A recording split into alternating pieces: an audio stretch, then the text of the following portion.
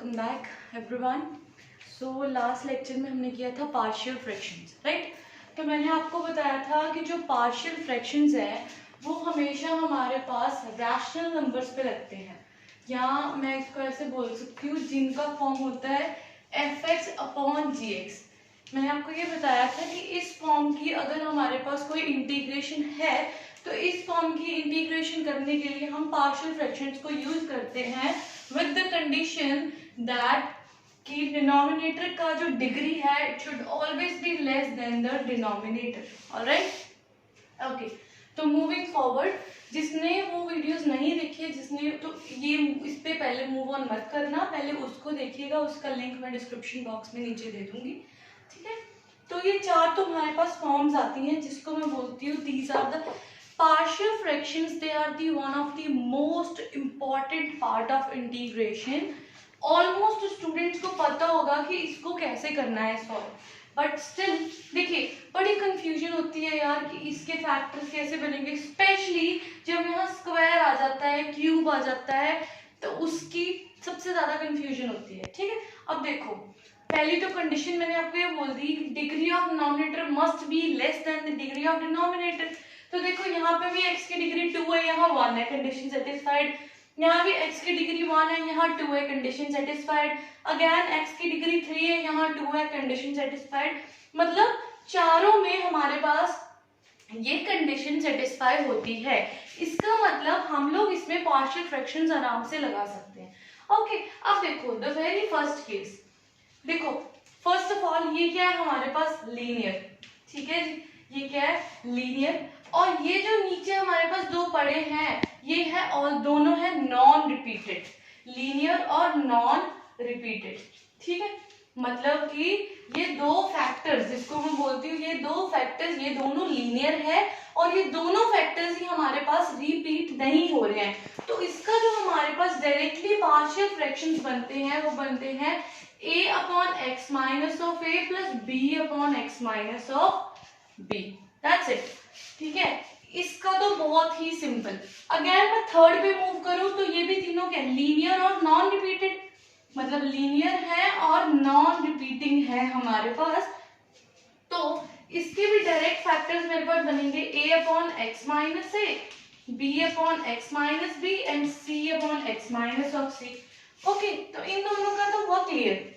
अब आता है कि ये दोनों में हमारे पास इसमें दो फैक्टर्स हैं जो लीनियर हैं बट वो रिपीट हो रहे हैं, they are repeating itself. Okay, and similarly इसमें फिर हमारे पास तीन लीनियर फैक्टर्स हैं जिसमें से दो क्या हो रहे हैं, रिपीट हो रहे हैं, और एक है नॉन रिपीटिंग।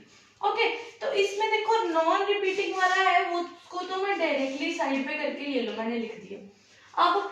अब ये देखिए इसमें दो लीनियर है और रिपीट हो रहे हैं दोनों, तो उसको आप हमेशा उसका लिखने का वे होता है x/a/x minus a plus b/ इसका स्क्वायर।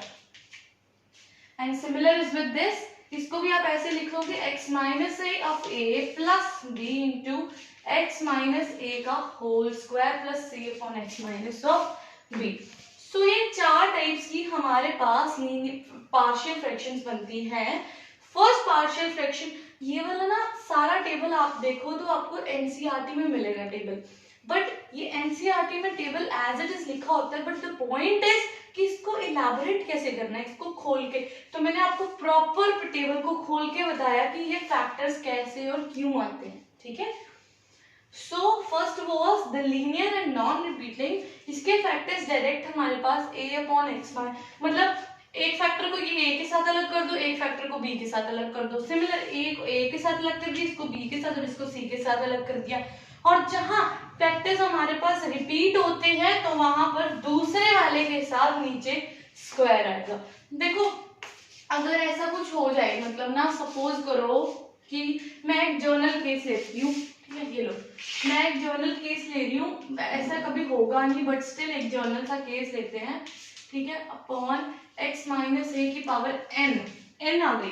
तो इसके केसेस क्या बनेंगे, a/x minus a, b/x minus a का whole square plus so on to जो भी तुम्हारे पास यहाँ टर्म आएगा अपॉन x माइनस a की पावर n। मतलब जितनी यहाँ पर टर्म्स होंगी, जितनी जो यहाँ पर डिग्री होगी वही यहाँ पर डिग्री होगी, ठीक है। अच्छा, अब एक सिंपल सा एक क्वेश्चन देखते हैं जिससे आपको और क्लियर होगी ये चीज। क्वेश्चन है जी आपके पास, सपोज करो मैंने ये क्वेश्चन ले लिया, ठीक है। मैंने बोला कि इसका मेरे को सॉल्व करके बताओ, ठीक है।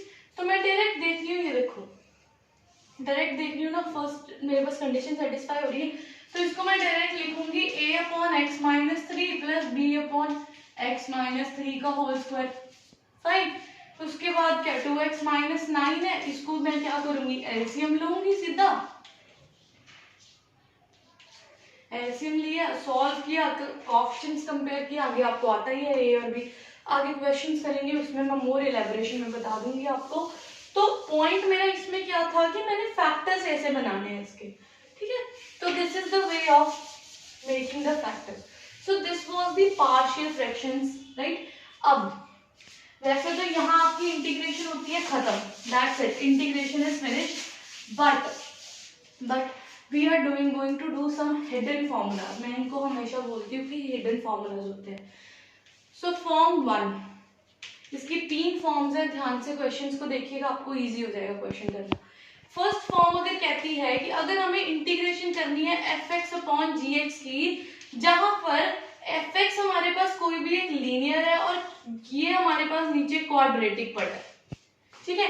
ये हमारे पास लीनियर है और ये हमारे पास क्वाड्रेटिक पड़ा है, तो इसकी इंटीग्रेशन को कुछ भी आपको करने की जरूरत नहीं है, सीधा रिजल्ट लगाना है a into derivative of quadratic, जो क्वाड्रेटिक टर्म नीचे दिया उसका डेरिवेटिव, प्लस b, ओके। जैसे क्वेश्चन देखो 2x-3 अपॉन, सपोज ये मेरे पास क्वेश्चन है, ठीक है। मैंने बोला कि आपको इसकी इंटीग्रेशन करके दिखाओ। अब वैसे तो आप बोलोगे कि मैम इसकी इंटीग्रेशन करने के लिए हम पार्शियल फ्रैक्शंस को यूज कर सकते हैं, बट शॉर्टकट ये है कि हमें पार्शियल फ्रैक्शंस को यूज ही नहीं करना। हमें क्या करना है, डायरेक्टली a इंटू डेरिवेटिव, अब ये क्वाड्रेटिक पड़ा है, इसकी डेरिवेटिव क्या कर 2x plus 4 plus of b, ठीक है। अब a और b कैसे निकालना है वो आपको जब क्वेश्चंस करवाऊंगी उसमें पता लगेगा, ठीक है। तो सिंपल है जी ये, मतलब भी ये आपने फॉर्म लगानी है। मतलब एक और चीज देखो, यहाँ पर ऑलमोस्ट बच्चे गलती करते हैं, मैं बोलती हूँ कि fx upon under root of quadratic दिया हुआ है मेरे को, ठीक है, अंडर रूट। तो बच्चे क्या करेंगे, a इंटू जो क्वाड्रेटिक होगा उसका अंडर रूट का डेरिवेटिव, नहीं बच्चा अंडर रूट का डेरिवेटिव नहीं करना, जो ये अंदर टर्म पड़ी हुई है उसका डेरिवेटिव यहाँ पर आएगा। सपोज यही क्वेश्चन है, तो अगर यहाँ पे मैं अंडर रूट लगा दूं तब भी उसका आंसर यही आएगा, क्योंकि अंडर रूट का डेरिवेटिव नहीं करना, जो ये क्वाड्रेटिक टर्म पड़ी हुई है उसका डेरिवेटिव आएगा। समझ आया? मतलब कि अगर हमारे पास इंटीग्रेशन दी है लीनियर अपॉन क्वाड्रेटिक, तो उसका सीधा है a इंटू जो हमारे पास क्वाड्रेटिक टर्म पड़ी है उसका डेरिवेटिव करो plus of b, okay. This was अब फॉर्म नंबर सेकेंड, वेरी बहुत यूजफुल फॉर्म और बहुत ही अच्छी फॉर्म। सेकेंड फॉर्म बोलती है अगर तुम्हारे पास डिनोमिनेटर में साइन स्क्वायर x या कॉस स्क्वायर x पड़ा है, साइंस को आपको एनसीईआरटी में ना डायरेक्ट लिखे मिल जाएंगे कि ऐसे ऐसे इसको सॉल्व करना, बट कोई बताएगा नहीं ये क्यों किया, ठीक है। तो ध्यान से सुनिएगा। अच्छा, अगर आपको डिनोमिनेटर में साइन स्क्वायर x या कॉस स्क्वायर x तुम्हें दिया होता है, मतलब सपोज कोई आपको ऐसी form they the a square sine square x plus of b, इसका इंटीग्रेशन करो, या आपको ये form they the a square plus b square cos square x, अगर ये फॉर्म दे दी, या दोनों में ही साइन लगा दिया a square sine square x plus b square cos, ऐसा कुछ भी फॉर्म आ जाए तो डायरेक्ट इसका एल्गोरिदम देखो, डायरेक्ट इसका एल्गोरिदम ये होता है बच्चों कि सबसे पहले यही एल्गोरिदम हमारे पास होता है कि न्यूमिनेटर और डिनोमिनेटर दोनों को कॉस स्क्वायर x से डिवाइड कर दो, ठीक है। डिनोमिनेटर और डिनोमिनेटर दोनों को ही cos स्क्वायर x से डिवाइड करना है। लाइक ये क्वेश्चन है, इसमें मैं cos स्क्वायर x से डिवाइड करती हूँ तो मेरे पास बनता है secant square x a square tan square x plus of b। अब बिल्कुल सीधा सा क्वेश्चन है, बिल्कुल सीधा फॉर्म है क्या उन्होंने सीधा करना tan स्क्वायर x को t पुट करो, ये तुम्हारे पास डेरिवेटिव, मतलब कि इसको पुट करने के बाद तुम्हारे पास एक सिंपल सब्स्टिट्यूशन फॉर्म आ जाएगी, सिंपल सब्स्टिट्यूशन फॉर्म आ जाएगी। मतलब कि अगर आप इसको cos स्क्वायर से डिवाइड कर दोगे, ऐसा कहीं भी आपको फॉर्मेट दिखता है, कुछ नहीं करना, डायरेक्ट cos स्क्वायर से डिवाइड करो और वो सिंपल सब्स्टिट्यूशन फॉर्म में कन्वर्ट हो जाएगा तुम्हारा क्वेश्चन, ठीक है। Okay, and now is third hidden form number third form हमारे पास क्या आती है कि अगर तुम्हारे पास डिनोमिनेटर में cos x पड़ा है या sin x पड़ा है, मतलब लाइक सपोज फॉर्म आ गया a sin x plus b, यहाँ फॉर्म तुम्हारे पास आ गया a cos x plus b sin x, कुछ ऐसा फॉर्म आ गया, मतलब cos या sin अकेला दिया है, तो आपने बच्चों क्या करना है, आपने यहाँ पर sin x का फॉर्मूला हमें पता है 2 tan of x by 2 upon 1 minus tan square of x by 2, और cos x का फॉर्मूला हमें पता है 1 minus tan square of x by 2 upon 1 plus सीधा सा ये फॉर्मूला पुट करना है, दैट्स इट।